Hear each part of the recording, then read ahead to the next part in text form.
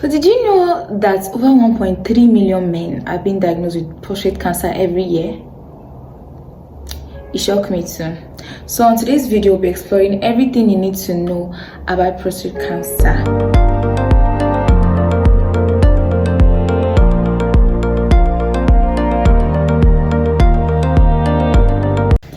Welcome back. So my name is Peace Pam. Welcome back to my YouTube channel. If you are new here, please do not forget to subscribe, like and comment. And if you're not new here, what's up and welcome back. Let's go straight into the video. Prostate cancer is a significant health issue, being the most common cancer among men in many countries. So let's just do a little background of the anatomy of the prostate gland. So the prostate gland is located just below the bladder, surrounding the urethra, and it plays a significant role in reproductive system of the male. It functions in producing seminal fluids. Types of prostate cancer: we have the adenocarcinoma, which is the most common type, arising from the glandular cells.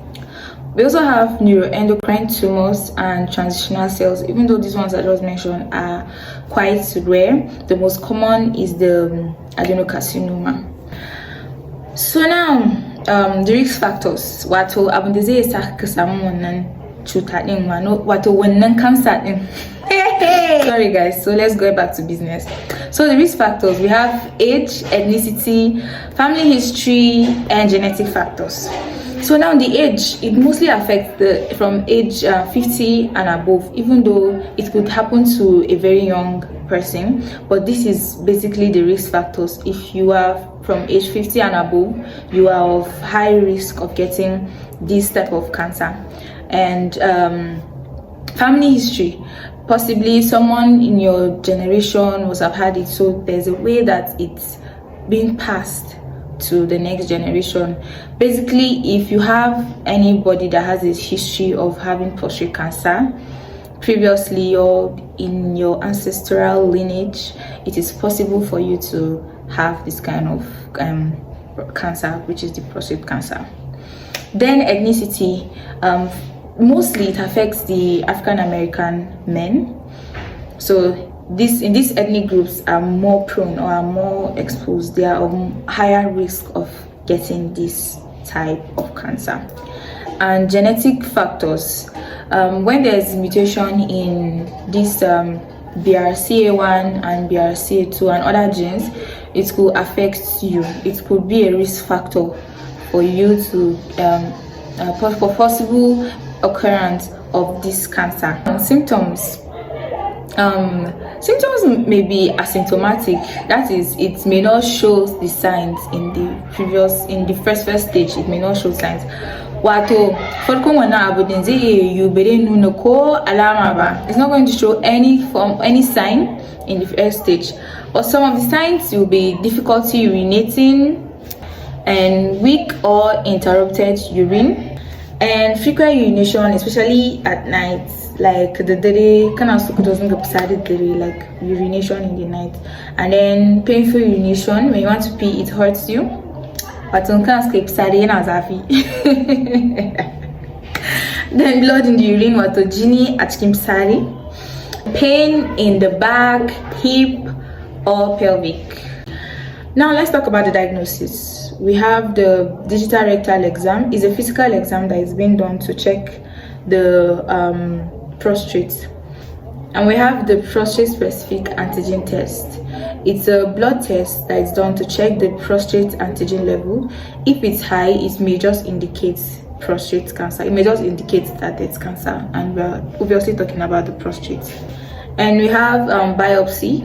Tissue samples are being taken from the prostate for examination to check if there may be that cancer in the prostate.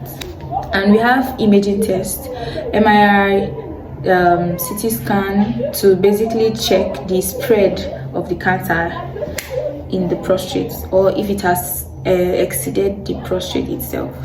So now these stages basically just help us to know the spread of the cancer, to know how far the cancer has gone. So stage 1 it's just localized, it's just in the prostate. And stage 2, it's a larger tumor but it's still localized. And stage 3 has spread to nearby tissues. And stage 4, it has spread to nearby body parts. Yeah. So now let's talk about the treatment options, because we cannot be talking about the prostate cancer, the what, and we have not come to the treatment options. Because some people, I'm sure this is the part that you are waiting for. So treatment options. Number 1, we have surgery, the radical prostatectomy. It's a procedure that is being done to remove the prostate, and we have radical surveillance, basically active surveillance. It's being done to watch slow growing cancer. And hormonal therapy is being done to reduce the testosterone for slow growing cancer. And chemotherapy is being used for advanced cases, like the case done was treatment options.